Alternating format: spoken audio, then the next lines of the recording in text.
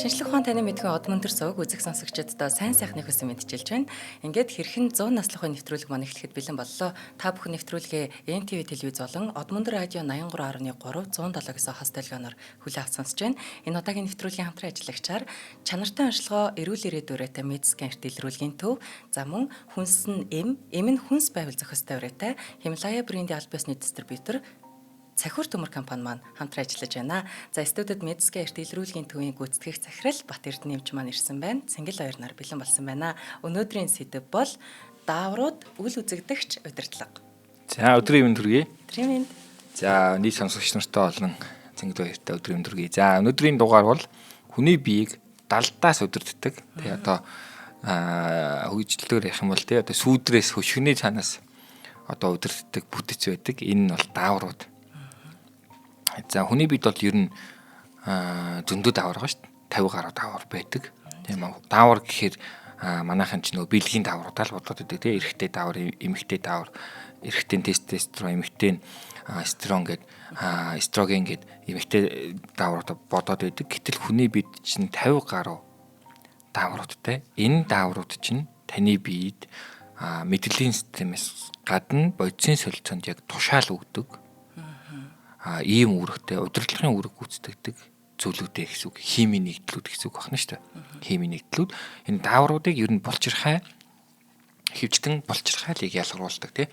За ийм учраас ерөнхийдөө бол үнчин тархич юм уу тархинаас эхлээд гипофиз, гипоталамус хамгийн их дааврууд үйлдвэрлэгддэг. Тэгээ цаашдад бамбай булчирхайнд, бүрний дээд булчирхайнд, өндгөвчөнд, төмсгөнд гэх мэт одоо энэ одоо эргэтнүүдийн булчирхайлаг хэсгүүдэд бол яг энэ даавар гэдэг химийн нэгдэл бол үйлдвэрлэгдээд тэр нь бидний бодисын солилцоонуудыг удирддаг гэсэн үг. За бидний бодисын солилцоонуудыг удирдсанаар бид нарыг ер нь ямар байлгахын эрүүл байлгах юм уу үгүй юм уу одоо биеийн эрүүл мэндийн хувьд ямар байлгахаас гадна хүний бүр сэтгэл зүйн эрүүл мэндийн хувьд хүртэл удирддаг зүйл нь даавар байгаад байгаа. Сэтгэл зүйн эрүүл мэндийн хувьд удирдна гэдэг нь өдөр тутмын сэтгэл зүйн доктортой байдал ямар байгаа хэм хэмжээ нэгдүгээртэй хоёрдугаарт бүр хүний шийдвэр гаргалтанд боддог бодолт цаашдын боддог бодолт за сэтгэл зүйн эрүүл мэндэд яг сэтгэл готролтой байх юм уу хөөрөлтөй байх юм уу өөртөө итгэлтэй байх юм уу үгүй мөн энэ бүх зүйлд оролцохдоо удирдлагын байдлаас удирдах шинж чанартайгаар оролцдог энэ химийн нэгдлүүдийг дааврууд гэж нэрлэдэг. За энэ даавруудыг бид нэр хэвийн байлгаснаар хүн өнөөдөр бие болон сэтгэлийн хувьд мөн ухамсар оюун ухааны хувьд эрүүл явдаг байх нь шүү дээ. Одоо эрүүл гэдэг тодорхойлж чинь ганц биеийн эрүүл мэндийг бол одоо орчууд эрүүл гэхгүй байгаа шүү дээ. Сэтгэл зүйн хувьд гэдэг нэг тустай. Ухамсарын хувьд гэдэг нэг оюун бодлын хувьд бас яг нэг хүн эрүүл байж байгаа хэрэгтэй гэсэн үг. За энэ бүгдэнд нь удирдах шин чанартай оролцдог энэ одоо зүйлийг даавар гэж гормон гэж нэрлэдэг. За тэгэхээр энэ талаар хэдүүлээ ярилцах гэдэг нь гэсэн үг тийм маш чухал. Үл үзэгдэгч удирдлага гэж хэлсэн нь яг зөв санагдчихээн л та. Одоо нэг бидний мэдхээр л одоо тэр эмэгтэйчүүдийн сэтгэл санааны тэр даавраас олж өөрчлөгдөж байгаа өөрчлөлтүүд тэр шийдвэр гаргалтанд нөлөөлнө гэдэг бол бүр яг бодиттой санагдчихээн. Сэтгэл санааны хувьд тий. Бодиттой санагддаг байх уу одоо энэ яг шинжлэх ухааны юм ярьж байна гэдэг шиг тий. Тэгснэ ингээд ингэдэг штеп. Нэг өдөр ямар нэг зүйл амар том асуудал шиг санагдсанаа. Одоо тэр дааврын нөлөөнөөс болоод тэр зүйл дараа нэг асуудал биш юм шиг энэ санагдаад. Харах үнцэг өөрчлөлттэй яваад байдаг. Тэр даавар өөрчлөлттэй болохоор бас магадгүй тий. Яг тий. Энэ дааврууд нь яг нөгөө үл үзэгдэж удирдлага гэдэг нь хөшгөний цаанаас биднийг удирддаг юм бүтц байх нь шүү дээ. Тэгэхээр бид нар эсвэгээрээ энэ одоо даавруудаа нөлөөлж идэг. Энэ даавруудыг хэвийн хэмжээнд нь ялгаруулах уу, ихсэх үү, багасгах уу гэдгээ одоо ялгаруулж зохицуулж идэг байх нь шүү дээ. За хамгийн наазах нь одоо хүний биеийн одоо өдөр тутмын үйл ажиллагаатай холбоотой одоо гол мэддэг даавар юу гэхээр бамбайн даавар байдаг. Бид нар л аягүй сайн мэднэ. Бамбай даавар ихсүүл, бамбайн даавар багасгал яах вэ те? Одоо зүрхний үйл ажиллагаанд шууд нөлөөлдөг бамбайн даавар бол жишээ нь те бамбайн даавар ихсэлтэй үед нөгөө хүн чинь зүрхэн айгүй урдан цохлол те ингээл одоо царайлгад өвчин ирдэ шүү дээ ингээл айгүй ингээл би нүүц сайн тослогдоол гэх мэт чиглэн те одоо байц сууж чадахгүй болоод ч үгүй юм уу те тэгэл эсвэл ийм ууртай бухимдалтай байх юм бол бас бамбайн даавараас болоод идэг гэсэн үг. Одоо холбоотой байдаг. За гэтэл бамбайн даавар чинь бамбай гэдэг энэ булчирхай яг гол одоо эд эсүүдэд тэр Т3 Т4 гэдэг гол бамбайгаас ялгардаг нэрлэлцээ энэ хоёр дааврыг ялгаруулахдаа өнчин тархинаас эхлээд TSH гэдэг өнчин тархинаас нэг даавар ялгараад тэр нь бамбайд очиод бамбайнд наа хоёр даавраа ялгаруул гэдэг ямар хэмжээтэй ялгаруулах юм те хизээ ялгаруулах юм яг энэ чухал нарийн үүргийг нь эхлээд өнчин тархинаас нь өгдөг. Дарааных нь яг тэр хэмжээгээр нь бамбайнд байгаа хоёр дааварч ялгардаг гэсэн. Тэгэхээр бамбай өвчлөл чи ерөнхийдөө хоёр янзд байна шүү дээ. Өнчин тархинаас ирж байгаа даавартай холбоогүй хоёр янзын байдлаар яг бамбай булчирхай бас өөрөө өвдөд өөрчлөлттэй болоод даавруудын хэмжээнд өөрчлөлт гарч болно. Нэг бол бүр өнчин тархинаас ирж байгаа тэр даавар дээр өөрчлөлт гарч болно гэсэн. За тэгэхээр ихсч болно багасч болт юм чинь хүний бие махбод чинь яг ингээд мэдрэмжээрээ таны биеийг зохицуулах чинь тэрийг хаяа ихсгэж идэг, хаяа багасгаж идэг, ихэнх үедээ хэвийн хэмжээнд авч явж идэг. Ийм одоо зохицуулгатай байхгүй юу? За тэгэхээр энэ зохицуулга нь алдагдахаар л бидэнд одоо хорон нөлөө үзүүлээд байгаа. За тэгээд ялангуяа одоо өнөөдрийн ярих гэдэг энэ сэдвийн хамгийн чухал нь юу юм бэ гэхээр хүний биед нь хамгийн гол анхаарч явах хэрэгтэй юм. Хамгийн гол оролдож болохгүй зүйл юу вэ гэхээр дааврын тогтолцоо байдаг. Би бол бүр яг эмч хүнийхээ хувьд бол ингэж боддог. Тийм учраас дааврын тогтолцоонд оролдох гэдэг нь хүний бие одоо дааврын тогтолцоо маань яг ингээд тухайн нөхцөл байдлаа тохируулаад явагдаж байгаа охно шүү дээ. Яг ингээд тухайн нөхцөл байдлаа тохируулаад явагдаж байгаа байтал гаднаас ер нь янз бүрийн юм даавартай даавар агуулсан бүтээгдэхүүн эмийн бэлтгэлийг дур мэдж хэрэглэх нь өөрөө маш том хохирлыг дагуулдаг хүний биед. За яг тэр хэвээ явагдаж байгаа тэр дааврын тогтолцоонд яг нь шууд өөрчлөлт оруулдаг гэсэн үг. Гаднаас нэмж өгснөөр. Ийм байдаг учраас би өнөөдрийг одоо энэ подкастыг маань сонсож эхэлж байгаа бүх хүмүүстээ хандж хэлэхэд эхний улаан тохиовол аюултай тохиовол даавартай янз бүрийн зүйлийг ерөөсөө хамаагүй ирүүлж болохгүй шүү. Заавал эмчийн зааврын дагуу хэрэглээрэ гэдэг хатуу зөвлөмжийг өгөх гээд байгаа. Энэ бол бүр айгүй чухал зүйл гэсэн үг. Нэрээ дураараа нөгөө байдаг шүү бас нөгөө дааврын өөрчлөлтөнд нэг орчгоор бас одоо манай яг мэрэгжлийн биш хүмүүнүүдээр бол ингээд ус унах тийм эмэгтэйчүүд маань эрт цэвэр шиг ч юм уу янз бүрийн өөрчлөлтүүд гарсан байдаг. Тэгэхээр бас нөгөө болохгүй юмараа битээ оролдороо гэдэг шиг юм тий. Яг зөв. За жишээ нь яг эмэгтэйчүүд дээр тий эмэгтэйчүүд дээр сар болгон биений мэрх тий тэр чинь хүний бие сар болгон жирэмслэхтэй бэлдэж байгаа хэлбэр байна шүү дээ. Ер нь бол биений мэрж байгаа байдал чинь сар болгон умайн одоо сансалтын гаднах хэсгээ хуулаад шинээр бий болгож байгаа гэсэн. Дараа сард нь дахиад жирэмслэхэд бэлдэж байгаа гэсэн үг байна шүү дээ. Сар болгон өндгөөч өндгийс үйлдвэрлэж байгаа. Тэрийгэ гаргаад ашиглаагүй бол тэрийг нь гараад дараагийн өндгийсээ дараа сард нь үйлдвэрлэж байгаа гэсэн үг. Энэ тогтолцоог бүгдийн даавар удирдна. За үүнтэй ялгаагүй цаашлаад тухайн хүний бие физиологи жирэмслэх боломжгүй болоод ирэхээр цэвэршил гэдэг зүйл бий болно. Энэ бас 100% дааврын тогтолцоо. Даавар удирдах яах нь тухайн одоо бие махбодоо дахин жирэмслэхгүй байдалд хуургаж ийн гэсэн үг. Тэ? За энэ бас дааврын удирдлага байдаг. Айгүй чухал. Ийм байдаг учраас чинь энэ одоо даавраар оролцох нь бол аюултай байдаг. За хөвчлэн зөндөө дааврууд байгаа. За энэ одоо даавруудаас эрэгтэй хүмүүс бол ерөнхийдөө кортизол болон тестостерон гэсэн хоёр гол дааврынхаа удирдлагын дор явагдаж идэг.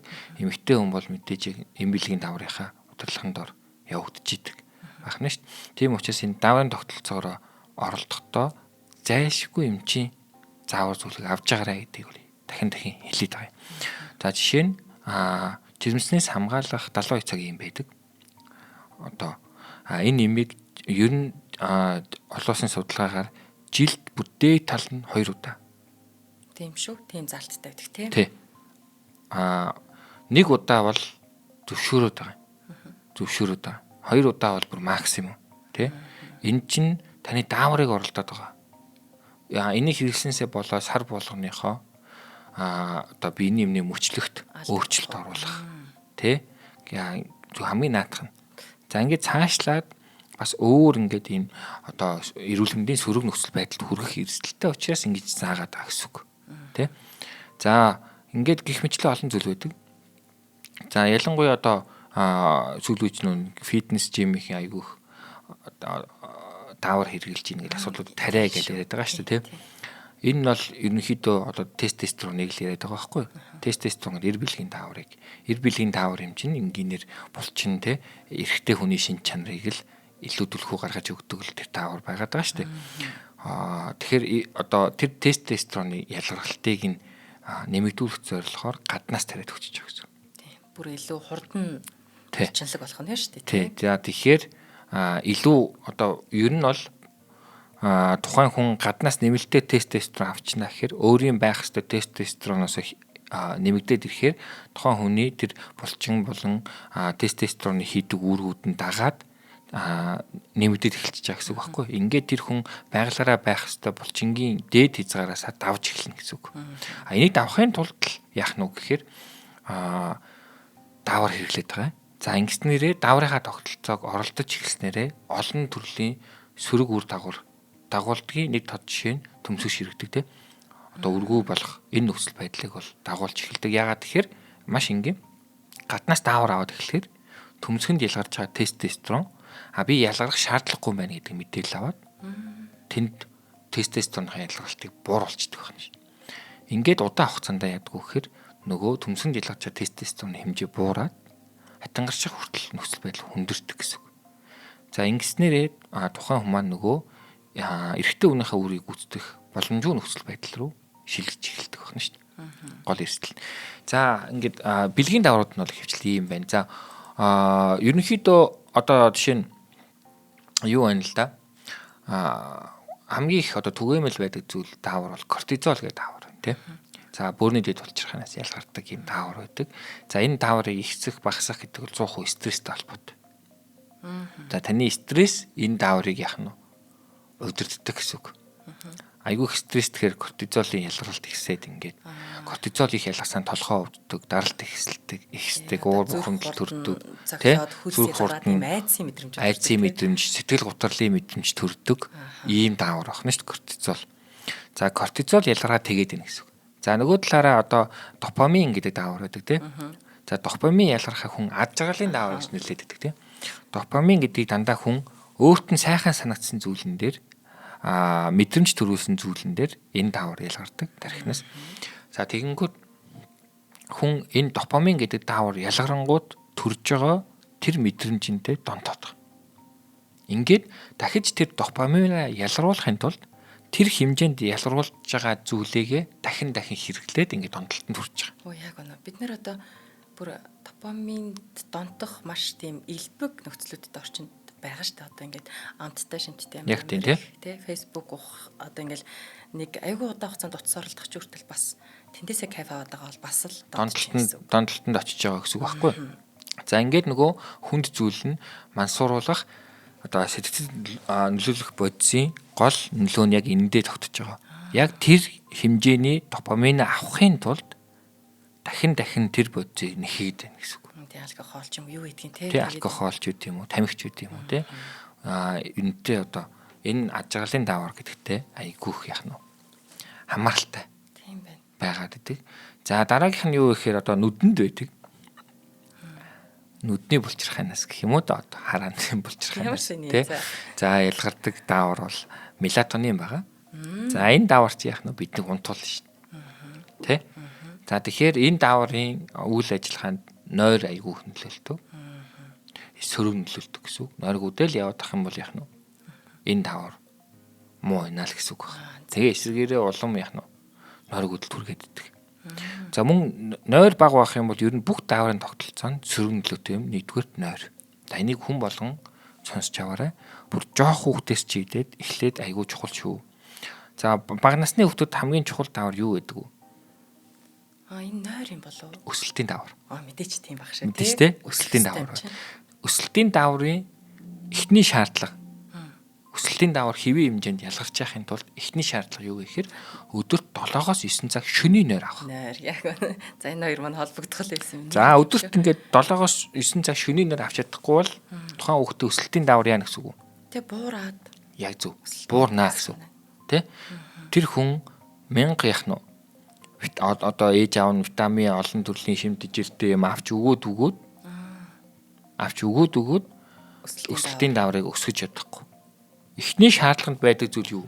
Нойр. Ийм учраас одоо хүүхдэд унтуулах нь хамгийн чухал байдаг шин. Хүүхд яагаад хүн ер нь ингээд төрөх цагаасаа эхлээд одоо дөнгөж төрөл нэраа үедээ 24 цагийн 22 цагт нь унтна, 2 цаг л сэрүүн байна. Ингээл ерөөсөө унтах цаг айгүй их байна. Хүүхэд байх үед. Ингээд насан туршид нэг хэвийн хэмжээнд тогтож байгаа шүү дээ, тий. Яагаад тэгэхээр энэ их л унтчихэж өсөлтийн давраа их ялгаруулж хүн тухайн хүүхэд маань өсдөг гэсэн үг. Ийм учраас унтах гэдэг хэрэгцээ номер 1-т байдаг, тий. За бамбайн дааврыг ер нь яаж хэвийн байлгах юм бэ? За бамбайн дааврыг идэвхжүүлдэг, өндөвчнөөс ялгардаг тэр TSH гэдэг дааврыг яаж өндөвч өнчин тархинаас уучлаарай. Ялгаруулдаг тэр TSH гэдэг дааврыг яаж хэвийн байлгах юм бэ гэвэл нэгдүгürt йод. Ийм учраас бид нар йоджуулсан даавар хэрэглэж явах хэрэгтэй. Тэ? Йод хэрэглэж явах хэрэгтэй байна шүү дээ. Йоджуулсан даавар хүнсэндээ.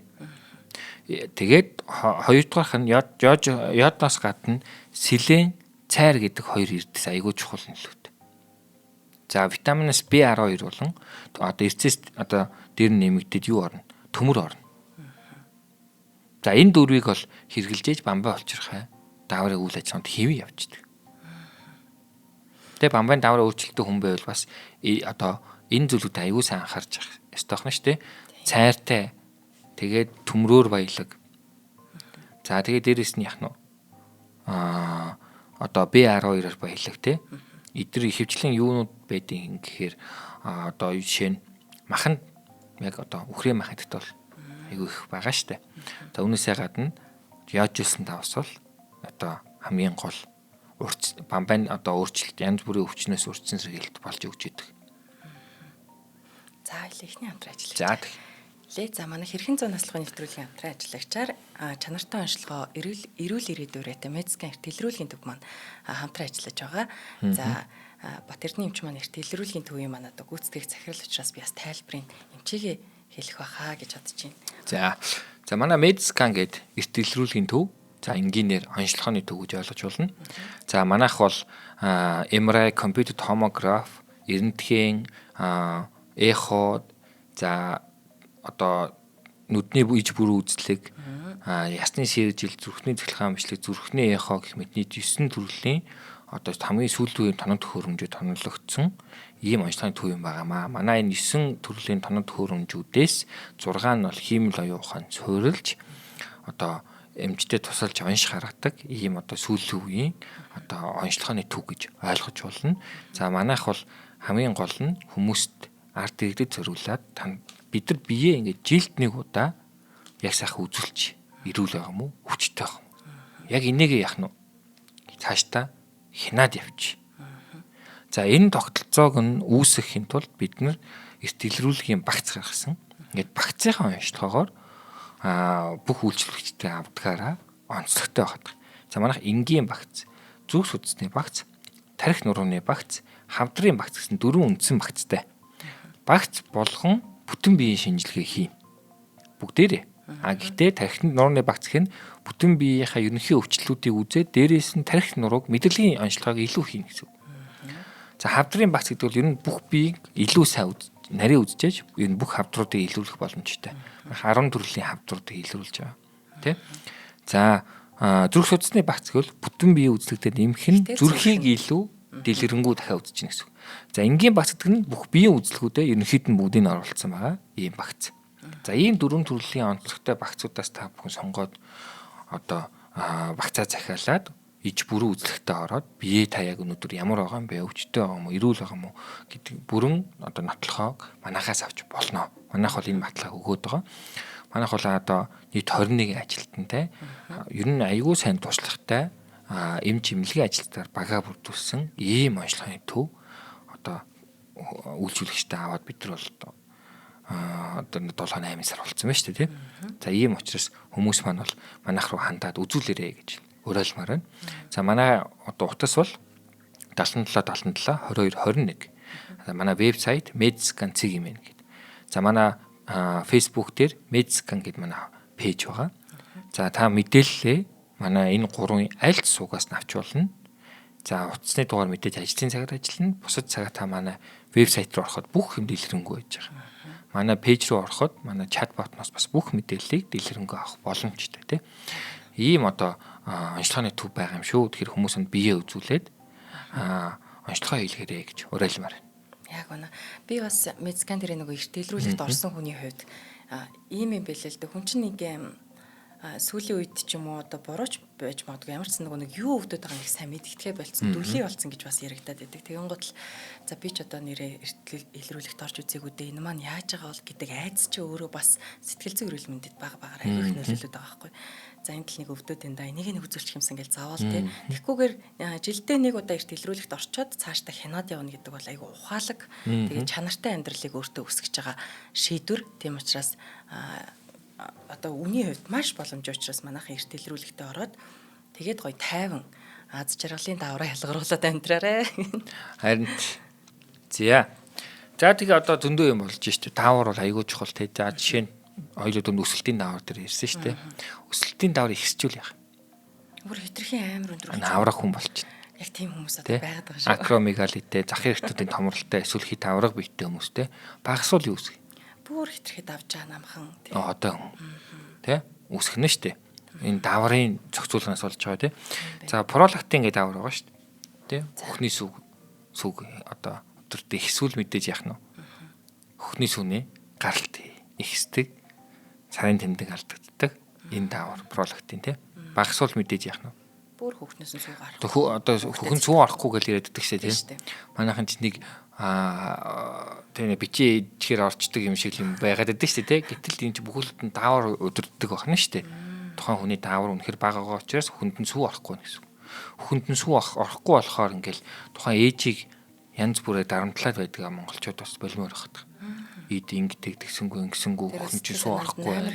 Улам эсвэргээрээ сэтгэл санаанд нөлөөлнө, стресстэй болно. Кортизол ялгарна, стресс ялгарнгууд бөөрийн төл болчих ханаас түүнээсээ болоод пролактин бүр ялгархгүй байх магадaltaй. Энийг яста манайхан мэдэх ёстой хаа. Эсрэгээр нь бүр тий сэтгэл зүгээр аягүй сайн дэмжээд хүү хаа жоохон өгч нөгөө нэлэх биетэй байгаа ээжигээ өөрийг нь нэлэх хүүхчийг асаад эхлэх юм бол сэтгэл зүйн 50 байдал аваад эхлэх юм бол пролактин хэвэн болоод хөхний сүн асуудал болоод эхэлдэг.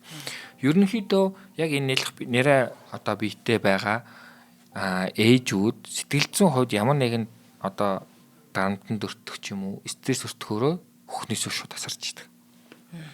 Тэ? Стрессээс болоод гэсэн. За энэ бол яг одоо юг одоо энэ даврыг бид нар алдагдуулснаас болж байгаа гэсэн. За тэгэхээр ерөнхийдөө энэ олон төрлийн даавар гэж байгаа. За өндөвчнөөс даавар гарч ийн тэ. Эмэгтэйчүүдийн даавар нэрхтээ нь яах нь төрүүлж чанаас гарч ийн. Бөөрийн дээд булчирхаанаас дааврууд олон төрлийн дааврууд ялгарч ийн. За бөөрийн дээд булчирхаан жишээ нь одоо энэ гаргасан даавар чинь артерийн даралтыг зохицуулдаг байхгүй. Артерийн одоо даралтыг зохицуулдаг даавар байдаг. За энэ ингээд энэ нь алдагдсанаасаа энэнд нь асуудал үүснээс болоод артерийн даралт хэсэг хүчнтэй болдгоо гэсэн. Тэ? Ингээд нөө бөөр даралт төрч хоорондоо холбоотой яваад байдаг байхгүй. Хүмүүс ингээ асуугаад байдаг. Хэмжээ ингээд даралт ихтэйгээ бөөрнөөс болдгоо гэл тэ зүрхнээс болдгоо гэл гэх мэт асуугаад байдаг. Ийм учраас энэтэй одоо айгүй холбоотой. За тэгэл даавар зөвшөө бол байна. За ходоод нь чинь гастрин гэл даавар байна те. Өөрийнхөө үйл ажиллагааг сая одоо зориулсан тусгай даавруудтай. За мөн жирэмсэн үед яах нь бас одоо прогестерон, эстроген ялгаруулдаг энэ дааврууд. Энэ даавар ялгарна шүү дээ. Гэхмэд энэ олон төрлийн 50 гаруй даавар ялгарч даавар гэдэг нь химийн бодисууд байна шүү дээ. Энэ химийн бодисууд нь та биднийг хөшгөний араас удирдаад байна. За одоо тэгвэл яаж бид нар яг химийн болох гэдэг. Тэгээ яг яаж гоё химийн болох. Би бол одоо ингэж бодож байна. Хар ухаанаар бодоход 50 байх хэрэгтэй юм байна. Зөв зөвхөн унтах хэрэгтэй юм байна. Зохистой хооллох хэрэгтэй юм гэдэг энэ гур бас нэгдүгürt байх гэж бодож байна. За зөв. Окей. Наадах чинь бол яг ерөнхийдөө гол юм. За нэгдүгээр бид нар яах нь нойрыг нэг тавих хэрэгтэй. Нойр алдах болгонд даврын тогтолцоонд өөрчлөлт орж байгаа. Даврын тогтолцоонд өөрчлөлт болгонд таны бие махбод болоод сэтгэл зүй ухамсарын байдал чинь өөрчлөлт орж байгаа. Даавартай аюул холбоотой. Ер нь дааварт оролцоогүй юм гэж хүний бид байхгүй. Тэ хүний биеийн шийдвэр гаргалтанд хүртэл яах нь даавар нөлөөлдөг гэсэн үг. Тэ тийм учраас энэ даавраа хэвэн байлгахын тулд нэгдүгээр бид нар яах вэ гэхээр нойр гэдэг зүйлийг нэгт явах хэрэгтэй. Юу ч болж исэн та шөнийн нойрыг 7 цаг хамгийн бага авч явах хэрэгтэй. Эхнийх нь. Хоёр дахь нь одоо дасгал хөдөлгөөн. За дасгал хөдөлгөөнийг одоо хайчаад идэх байхгүй. За ерөөсөө энэ биеийн булчингуудыг ажилуулж тэгээ дасгал хийнэ гэдэг нь бодисын солилцоог ажиллахыг шаардж байгаа юм. Зөндөө юм ажиллана шүү дээ. Бодисын солилцоонд ажиллана те дасгал хийнгүүт бүх булчингууд ажиллана, бодисын солилцоонд ажиллана те бүх зүйлүүд ажиллана. Дасгал хийлээ, булчингууд ажиллаа. Ядчил цуснд явж байгаа сахаруудаа бид нар яах нь ашиглах шаардлага нь бий болчихно гэсэн үг байхгүй. Тэ ингээ байнга ашиглаад ах юм бол бид нар цаашдаа нөгөө чихэн шидэн гэдэг өвчин урдсан сэргийлчихэж байгаа. Идж байгаа юмнасаа биш ажилуулж байгаа зүйлээсээ болоод гэсэн үг. Тэ. За мөн тэгэл одоо хөлс ялгарна. Хүний биед тэ хөлс ялгарна. За тэгээд дээрэс нь яах нь одоо ядралт дахлаад огтлцоо гэх бүх зүйлүүдийг сайжруулах нь дасгал хөдөлгөөн нэгт байгаад байдаг. Ийм учраас спортоор хичээлдэг хүмүүсийн даврын тогтолцоо хацсангүй ирүүл байна. Даврын тогтолцоо нь ирүүл байгаа учраас спортоор хичээлдэг хүн хоёрын эрүүл мэнд сэтгэл зүй ухамсарын байдал ялгаатай байхад. Гэт олон улсын судалгаа гарцсан байна. За ийм учраас би нийт сонсогчдоо байнгын тогтмол хөдөлгөөнтэй тэгээд дасгал хөдөлгөөн хийдэг ямар нэгэн дадал эсвэл ямар нэгэн спортод одоо өөрийгөө дайчилж ороорой гэж хүсмээр байгаа. Зуршил болгоорой биедээ. Тэ 100% оюуны ажил хийдэг хүн ч гэсэн яах нь дасгал хөдөлгөөн хийхгүйгээс болоод даврын тогтолцоонд сөрөг нөлөөтэй би энэ бодис солилцсон сөрөг нөлөө үзүүлээд тэгээ даврын өөрчлөлтөнд ороод даврын өөрчлөлт нь эргээд тэр хүний бодож байгаа бодолт нь яах нь нөлөөлөх нь шүү дээ. Удирдаад эхлэх нь шүү дээ, тий. Ийм учраас энэ дасгал хөдөлгөөн гэдэг зүйлийг аюул чухал. Эхнийх нь юу байсан? Нойр байсан, хоёр дахь нь одоо дасгал хөдөлгөөн. Аюулсаа эргэлж явах хэрэгтэй. Байнга байж явах хэрэгтэй, тий. За ийм учраас одоо сүүлийн ялангуяа 5-10 жил би нэг зүйлээр аюул бахархдаг. За энэ подкастнаар бас хэлмээр энэ нь Монголын энэ бодибилдинг фитнесийн одоо энэ салбарт те хувь нэмийг оруулж байгаа одоо бүх энэ овнрууд дасгалжуулагч нар тамирчид те сонирхон хичээлдэг бүх хүмүүст бол баярлалаа гэж хэлмээр байгаа. Сүүлийн 5-10 жилд бол Монголд бодибилдинг фитнесийн заалгаар хичээлдэг хүмүүс аюу ихсчихсэн те. Үүнээс болоод одоо бүх хүмүүст яах нь нөгөө дасгал хөдөлгөөнөө байнга тогтмол авах биеийг эрүүл байлгаад дасгал даавруудаа хэвэн байлгах болоод тэр хүн сэтгэл зүйн хувьд ухамсарын хувьд эрүүл болох энэ болцоор хангаж өгж байгаа газрууд манай Монголд энэ заалнууд л яг үнд спортууд тий. Ийм учраас энэ газрууд бол одоо баярлаж эмч хүнийхээ хувьд талархаж явдгаа бас давхар хэлмээр байгаа. Улам илүү ингээд яг нь сайн болоод сайхан болоод ингээд явж байгаа тий. За ийм учраас бидэнд ерөөсөө тогтмол хөдөлгөөн хэрэгтэй байдаг.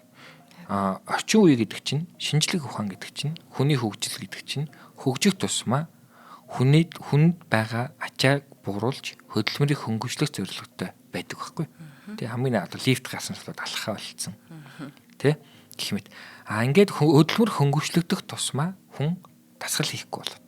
Дасгал хийхгүй байх тусмаа даврын өөрчлөлтөнд ороод байна. Дасгал хөдөлгөөнөөс болоод тий. За ингээд ерөнхийдөө жишээ нь одоо хамгийн тод жишээ юу гэдэг вөхөр өөхнөөсөөс чинь эстроген давар, эмбилгийн давар их ялгарна. Тэгээ эрэгтэй хүмүүс чинь одоо ингээл гүзээтэй байгаа шүү дээ. Би ч одоо сүлөө жоонд хагалаад гүзээтэй болоод байна. Нэг 4-5 ил нэмээд ах шиг байна. Одоо буцаад хасж байна. Эрэгтэй хүмүүст ингээд хөвлийн одоо өөх гэсэн үг л дээ. Энэ хөвлийн өөх ихсээд ирэхээр эмбилгийн даврынх нь биед байгаа хэмжээнд ихсээд жоох эмэгтэй шин чанартай болоод идэг гэсэн. Өглөө болоод эхэлнэ гэсэн. Эрэгтэй Заан хүмүүс. ааш төрөл өөрчлөлт Өөрчлөлт орно шүү дээ, тий. Заан ааш төрөл өөрчлөлт орно гэсэн. За эсвэргээрээ энэ хэвлийн одоо ингээд булчинтай байдаг шүү дээ. Яг ингээд хэвлийн булчинтай хэвлийн ямар ч өөхгүй болоод ирэхээрээ тест руу аягүй өндөр байна гэсэн. Эрэгтэйлэг шин чанар нь өндөр байна гэсэн үг байна шүү дээ, тий. Хүний гаднаас нь хараад энэ эмэгтэйлэг шин чанартай эрэгтэй өнөө, эрэгтэйлэг шин чанартай эмэгтэй өнөө гэж харж болно. Ер нь бол тий энэ бол аягүй одоо даваа тогтолцоод бол тогтцсон зүйл учраас тодорхой одоо байдаг гэсэн. За ийм учраас бид нар ингээд энэ дасгал хөдөлгөөнийг ерөөсөө хайж болохгүй маа. За эмэгтэйчүүдийн дааврын хувьд ч гэсэн ялгаагүй. Эмэгтэйчүүд ингээд өвчин хайгаад идэв. Даавар нь янз бүр болоод биений алдагдал ингээд идэг тий. Явж гол шалтгаан нь дасгал хийгээгүй байснаас болдог. Тогтмол хийгээгүй байснаас болоод таргалцсан түүнээсээ болоод өөхний их эсүүсээд бас эстроген даавар нэгсээд тэр нь дахиад цаашдаа яваад өндөвч эмэгтэйчүүд үйл ажиллагаа нөлөөлөх ийм шууд бус нөлөөлтөй байдаг байхгүй тий. Тийм учраас байнгын тогтмол дасгал хөдөлгөөн одоо нойрны дараа хоёрт зүйл шүү. За одоо гурав дахь нь юу юм бэ гэхээр шимт дэжилтэй хоол хүнс. Тий. За ингээд тархины одоо гипофиз, гипоталамуст байгаа түүнээс ялгардаг даавруудыг сайжруулахын тулд одоо бид нар юу сайн хэрэглэж явах хэрэгтэй юм бэ? Тэ? Эрдэс витаминаар баялаг хоол хүнсүүдэд тогтмол хэрэглэж явах хэрэгтэй. Ялангуяа селен, цайр, за мөн төмөр гэх мэт эцсүүдийн дутагдлалд орохгүй байх хэрэгтэй. Төмөр дутагдаа цус багталтай байх тусмаа дааврын янз бүрийн өөрчлөлтөнд давхар орох гээд байдаг шүү. Тэ? Ийм байдаг учраас цус багталтай хүмүүс нь цус багталтайг л яваад идэв. Үзүүлсэн би цус багталтай гэдээ яваад идэв. Ялангуяа эмэгтэйчүүд охтуудтэй залуу насны ийм байж болохгүй шүү. Энийг заавал цус багталтай яах нь эмч тандаж, эмчлүүлж, төмрөө уугаад яах нь яг хэвийн байгаарай. За дээрэс нь нэмэгдээд хүмүүсийн түгээмэл хэрэгэлдэггүй одоо дааврын тогтолцоо тархинд байгаа одоо ялгадаг дааврын тогтолцоонуудыг хэвийн байлгахад бас нөлөөлдөг хүнсний нэмэлт зүйл юу гэдэг вөхөр омега 3 байдаг. Загасны тусмас гаргаж явдаг тий. Омега 3 аягүй чухал. За тийм учраас энэ омега 3-ыг аягүй сайн одоо тогтмол хэрэглэж байгаа. Ялангуяа нас ахих тусмаа омега 3-ыг тогтмол хэрэглэдэг болох ёстой. Зохицуулгын хувьд. За ингээд бид нар яах нь гурав дахь зүйл нь шингийн юм аягүй сайн. Шингийн юм аягүй сайн. Өдөрт тий одоо уух хэвээр тодорхой усаа. Өдөрт хүн яаж уух хэвээр гэхээр биеийн жингээ 30 мл үржүүлээд гасуу усаа бид нар уух хэвээр юм аа. Тэгээ нэг дор их том болохгүй ингээ шимж уу гэдэг. Тэг чинь сэрүүн байх хугацаанд авах хэвээр. Та өдөрт 24 цагаас хэдэн цаг нь унтж байгаа хэдэн цагт нь сэрүүн байна. Тэг сэрүүн байх цагта тухайн сая биеийн жингээ 30 мл үржүүлсэн гарсан нийт тэр усаа ууж явах хэрэгтэй гэсэн үг. Тийм ээ. За би чинь за тийм. Яг усны араас ши заяа. За. За хамтран ажиллагчийн цаг маань бүр өнгөрч байна. Дараагийн хамтран ажиллагчаар маань хүнс нь эм нь хүнс байвал зохистой. Сая эмчийн маань яриад яг таараа явчихаар нь бүр хэлмээр санагдаад. Хүнс нь эм нь хүнс байвал зохистой гэд.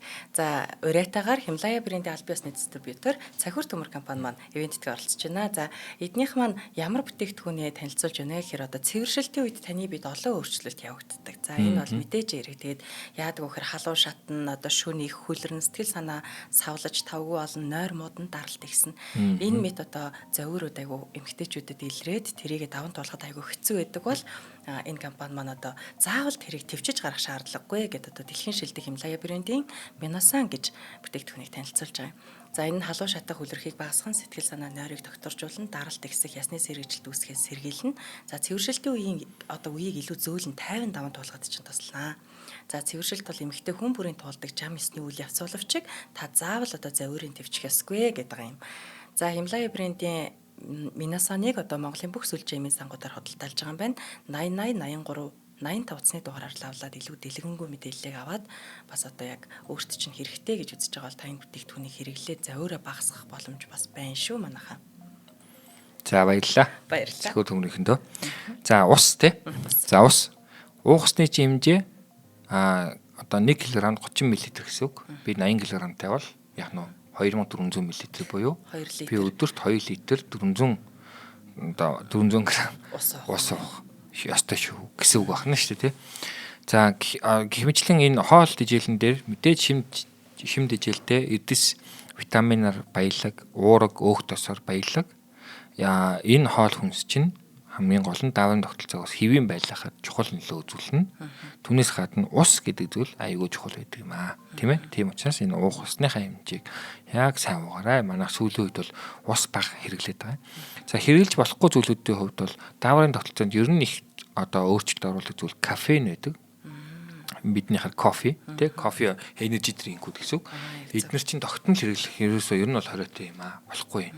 Дандаа дааврын тогтолцоонд өөрчлөлт оруулдаг тий. Кофе их болгонд л одоо кортизол адреналины хэмжээнд өөрчлөлт орж идэг тий. Тэснээсээ болоод цус маш их өтгөрөөд байгаа бас холбоотой шүү Тий. дээ. Тэгэл одоо кортизол адреналин гэдэг даавруудын хэмжээ нэмэгдүүлсэнс болоод зүрх ингээл шаардлагагүй их ачаалал гэх мэт ингээл дараагийн одоо урт хугацаанд хортой нөлөө дааврын тогтолцоог өөрчилснөөс хортой нөлөө үзүүлдэг гэсэн үг. За мөн нэг чухал даавар байдаг инсулин гэдэг даавар байдаг. Нойр булчирхай. Ялгаруулдаг булчирхай хэмжээний яах нь даавар ялгаруулна гэсэн. Ер нь сайн анзаарах юм бол хүний биед байгаа булчирхайнууд л даавар гэдэг химийн нэгдлүүдийг ялгаруулдаг гэсэн үг тийм. Нойр булчирхайнаас инсулин гэдэг даавар ялгаруулдаг. Энэ инсулин гэдэг даавар нь цусны судасанд ороод цусанд урсж байгаа сахарыг барьж аваад хүний бие эд эсүүд рүү оруулж өгдөг. Ийм үүрэгтэй. Тэгэл энэ инсулин гэдэг дааврынх нь яах нь нэг бол энэ инсулиныхаа ялгаргалт нь буураад чихрийн шижин болж байгаа. Нэг бол ялгарсан ч чанартай инсулин. Одоо инсулин гэдэг нэртэй түлхүүр байна гэж бодъё л та. Тэгэл бүх хаалганд таардаг тий. Бүх эсүүдийг нэг хаалга гэж үзчихье. Хаалга нэгээ сахаг заа ор гэл. Сахар чинь тэжээл ахгүй хүний бид оруулдаг байж итэл яах нь нөгөө инсулины дөжрөл гэдэг юм үсээд нөгөөх нь юм нөгөө хаалгандаа таарахгүй инсулин үйлдвэрлэдэг байна гэсэн үг. Тэ? Их хэмжээний сахар байн одоо олон жил оржсэнээс болоод хэрэгжилж болохгүй гэсэн үг. Чад болохгүй. Үүнээсээ болоод цусндах сахарын хэмжээ буурахгүй байгаад юу үүсэх нь вэ? Сахартай болох нь шүү. Яг зөв. Чихрийн шижин гэдэг өвчин үүсэх. Цуснд сахарын хэмжээ их байна гэхээр эс дотор юу байгаа вэ гэсэн үг. Эс дотор нөгөө нэг сахар нь орж чадахгүй болоод тий. Ингээ байнга ядраад олон одоо эрт ичгүй болоод ингээ системийн өвчин үүсдэг. Энэ яг нийт системийн өвчнийг бол чихрийн шижин гэж нэрлэдэг байгаа. Энэ өвчин хэд 100% энэ даавартай холбоотой тий. Энэ дааврыг хэвийн байлгахын тулд бид нар яг саяны 3 юм хийх нь шүү дээ айлуулахаа залуугаасаа. Сайн унтаж амрах хэрэгтэй байх нь нэгдүгээрт хоёрдугаарт яг дасгал хөдөлгөөний тогтмол хийх хэрэгтэй байх нь гуравдугаарт яг энэ шин дэжилтэй хоол хүнсийг устай аягүй сайн хэрэгжилж явах хэрэгтэй байх нэ.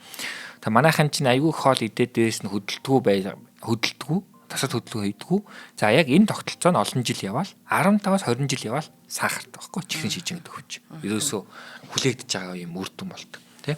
Ийм учраас одоо манайхан тогтмол хэрэглээ. Одоо ер нь Монголд 350 мянга орчим чихрийн шижинтэй хүн байгаа гэж бодож байна. Тэгэхээр бас аягүй байдаг болсон чихрийн шижин сахартай хүмүүс. Өвчнийх нь нөгөө нэг хүндээ эвдүүлж байгаа нөлөө нас муу аягүй муухай шүү те. Аягүй зовлонтой болгочдөг хүнийг. Тэгэхээр нэрээ одоо бид нар нөгөө нэг ив эрүүл төрөөд амьдарч явах хугацаанд тэр нөгөө зөв зуршлуудаараа өөрөө тэр эрүүл бие махбод одоо хадгалах тал руугаа л явахгүй бол өөрөө өөртөө л өвчин зовлон нэмээд байгаа энэ байдлыг өгсөн тийм. Яг тий. Одоо тэгэл цааны зүгээр жишээ авахад бид нар энэ дааврынхаа тогтолцоо дандаа өөртөө эвддэг хөөх. Сахар байнга их хэрэглээд, сахартай юм байнга их хэрэглээд олон жил инсулин гэдэг дааврыг ялгаруулах шаардлагыг бид нар олон жил үүсгэж байгаа. Олон жил ялгарснаасаа болоод нэг бол инсулин ялгаж чадхаа болоод ингээ багасчихж байгаа. Тэ? Нэг бол ялгарсан ч нөгөөх нь яах нь чанартай юм ялгархаа болсон гэсэн үг. Ингээд чихрийн шижин гэдэг өвчнөд болчихж байгаа. Хамгийн наазах. Үүний чинь гол шалтгаан юу байх нь вэ? Явж амьдралын юм аяа байх нь. Амьдралын юм аяг нь буруугаас болоод дааврын тогтолцоонд өөрчлөлт ороод дааврын тогтолцооныхоо үр дүн чихрийн шижин гэдэг яах нь системийн өвчтөд болж байна гэсэн. За бусад бүх өвчлүүд зүйлүүд энэтэй бол аягүй их холбоотой. За тийм байдаг учраас 3 зүйлийг аягүй сайн анхаарууллаа шүү тий. Биднийг өдөртдөг зүйл байдаг юм аа. Таны биеэс илүү таны сэтгэл санааг, сэтгэл зүг, дээрээс нь таны шийдвэр гаргалтыг, ухамсарыг өдөртдөг зүйл даавар юм байна. Даавраа хэвийн байлгах гэх юм бол та яалчгүй сайн унтах хэрэгтэй юм байна. Маш сайн хөдөлж явах хэрэгтэй юм байна. Тасал хөдөлгөөн хийж явах хэрэгтэй юм байна. 3 дахь нь шимт жилтэй хоол эрүүл хоолтонд аягүй сайн анхаарч явах хэрэгтэй. За энэ 3-ыг анхаарчвал даавар хэвэн байгаад даавар хэвэн байгаад бол та биеийн хувьд, сэтгэл зүйн хувьд, ухамсарын хувьд яах нь эрүүл чанартай амьдрах боломжтой. Энэ гуруулаа эрүүл байхыг л ер нь чанартай амьдрал гэж нэрлэдэг байх гэж би боддог ер нь тий. За ийм байдаг учраас энэ гураа эрүүл байлгаараа ингээд даваан тогтолцоогоо хэвэн байлгаад цаашлаад эрүүл амьдрах боломжтой шүү гэдгийг бол нийт сонсогч нартай хэлмээр байна. За баярлалаа. За баярлалаа. За өнөөдрийн маань хэрхэн зун наслах вэ?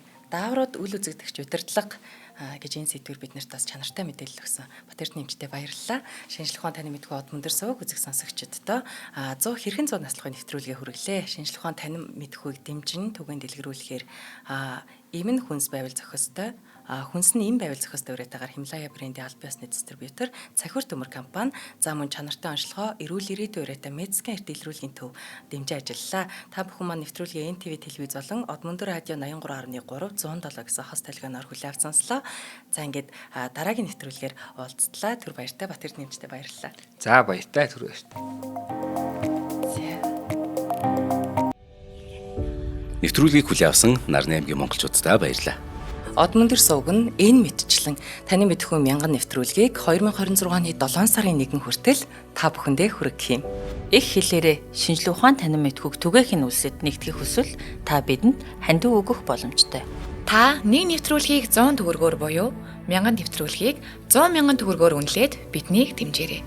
Жилдээ ганцхан удаа 100 мянган төгрөгөөр биднийг дэмжснээр шинжлэх ухааны танин мэдхүйг түгээх энэ үйл хэрэг амжилттай үргэлжлэх юм. Од мөндөр нэр дээрх Худлаа банкны данс байгаа 4191 Тэг 4518. Та 100 мянган төгрөгөөр шилжүүлэхдээ гүйлгээний утга дээр нь өөрийн нэр болон утасны дугаараа заавал бичээрэй. 100 мянган төгрөг хандалснаар Од мөндөр сувгийн алтан гишүүн болох юм а. Шинжлэх ухаан танин мэдхүй Монголд ялах болтугай.